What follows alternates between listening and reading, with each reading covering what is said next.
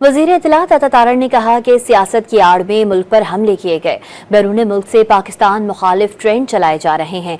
सियासी दहशत गर्दी नहीं चल सकती। अता तारड़ ने लाहौर में अवामी इज्तिमा से खिताब में कहा कि इख्तिलाफ करना है तो सियासतदानों से करें, शोहदा से क्यों।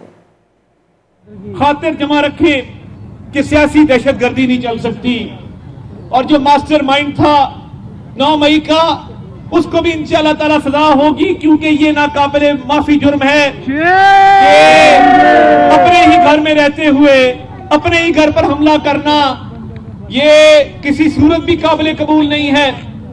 और देखिए, हम बातचीत के कायल हैं, हम सियासी लोग हैं, हम बातचीत करना जानते भी हैं, चाहते भी हैं, मगर जहां सियासी दहशतगर्दी होगी, जहां पे सियासत की आड़ में मुल्क पर हमले होंगे। आज मुल्क से बाहर बैठे लोग क्या कर रहे हैं? जो लॉबियां इन्होंने हायर की हैं पैसे देके, वो मुल्क के खिलाफ जो ट्रेंड चलाते हैं, जो प्रोपेगेंडा करते हैं, उससे नुकसान पाकिस्तान का होता है।